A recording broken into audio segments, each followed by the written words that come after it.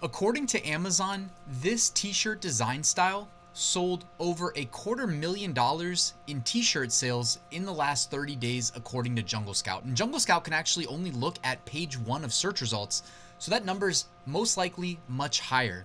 In this video, I'm going to share with you what this design style is. It is a favorite of mine. My girlfriend Marielle says I'm living in the past, but hey, I don't care. Like I just said, it sold at least $250,000 on Amazon in the last 30 days, so it's good enough for me. And some of my shirts are probably included in that number, by the way.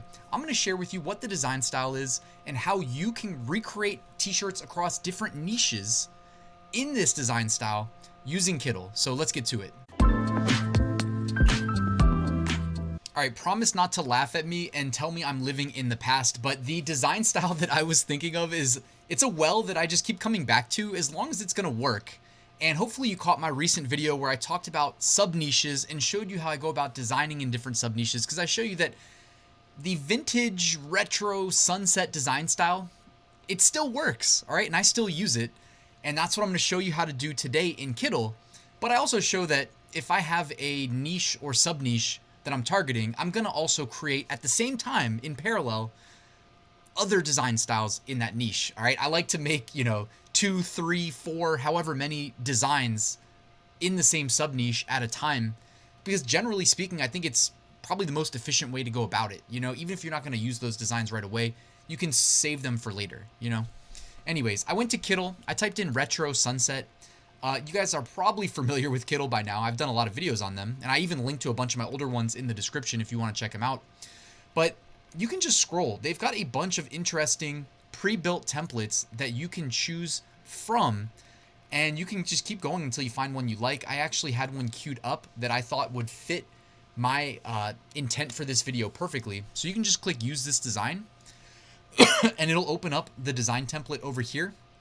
Now, the first thing that I like to do is delete these design elements that are overlaid on the sunset. So all you have to do is click them, delete, click, delete, click, delete, click, delete, click, delete. All right. So now what we've got is our sunset graphic. We've got some text that is related to surfing, wave patrol, California.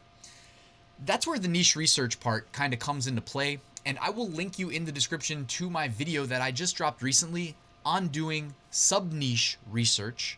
So you could say, actually, why don't we just do this? We can do a quick live one, but this is a surfing shirt, right? So why don't we go to Podley, a nice Amazon niche research tool for print-on-demand sellers, and just type in surf or surfer, right? And now what it should do is analyze best-selling surfing niche designs for us. And it's actually probably better if you provide more than one keyword. What I can do actually is change this search to in title. By doing in title, now that word has to exist in the title. And let's just look at what is selling. We have a lot of Aloha, Surfer Girl, Maui, Dad, the Surfer, the Myth, the Legend. So we can work with some of these. Now, we really only need one, I guess, for if we're just making one quick design. But what I wanted to show you guys is that we can easily customize the text at the top, the middle, the bottom. And even before we do that, go over here to the left-hand side. You know how we just deleted all those elements? The reason I did that is because I wanted to kind of start fresh instead of just saying, yeah, just click a template and export, and then boom, you're done. Click elements on the left-hand side in Kittle, and then type in whatever you're looking for. So pretend that we didn't just delete the surfer graphics and type in surf. And they actually have a bunch of different graphics. They actually have a sunset there as well. But you can use any of these for your design purposes. So if you just wanted a silhouette, this one right here could work really well. The color scheme, though, I don't know if I like this pink over the red and the yellow and the orange. But all you have to do is on the right-hand side now, over my shoulder here, go ahead and click where it says object color. And you can move this around until it matches whatever you need. They also have the document colors here. And my head's blocking it. I gotta move my big head. Under document colors here, you can actually see that they have the color blue from the design template, from the background. So now we've matched it to the background. This gives it that silhouette appearance or effect.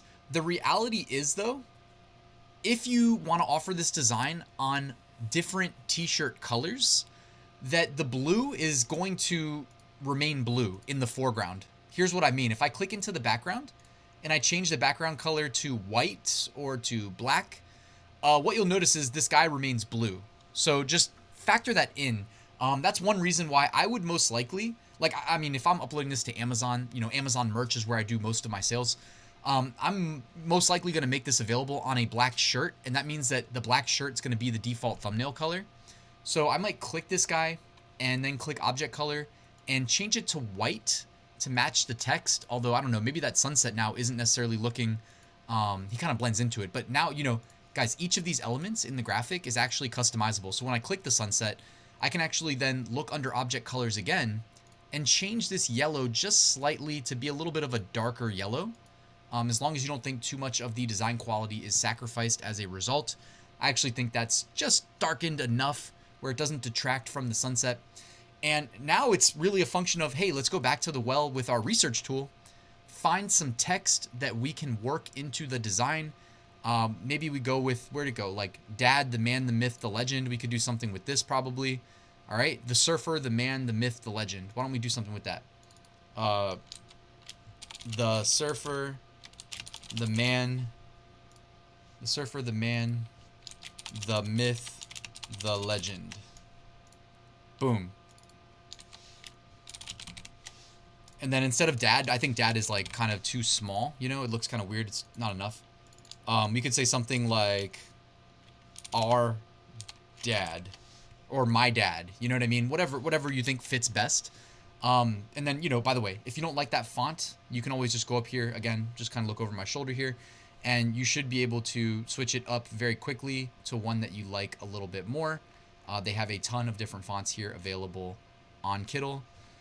And you know, if I change the font and then it's a little bit too big and it wraps down to a new line, you can just go ahead and change the font size again. I'm just working over here on this right panel on the right hand side. I think that looks pretty good. Yeah, and then this is really it, guys. That was the purpose of what I wanted to share with you. And now I selected this graphic. Maybe you want to use a different graphic. You can go back to the well here. There's multicolor graphics that would work inside of this retro sunset as well.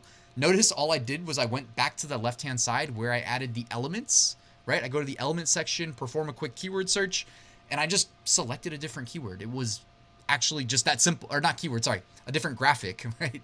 In the surfing graphics, all right? And I drag and drop, I resize, and boom, we're good to go there. The last thing that I like to always remind you is that down there on the right-hand side, the bottom right, it says project colors. You can actually click that, and they've got a bunch of pre-built color palettes. And if you want to just kind of experiment with other color palettes that may look better than the one that you're using currently, all you have to do is hover over with your mouse and it will apply them to all of the graphic elements. This is one of like Kittle's big strengths in my mind, is how easily you can just preview them. I mean, you don't even have to apply, but if you do want to apply, you click once and it's applied.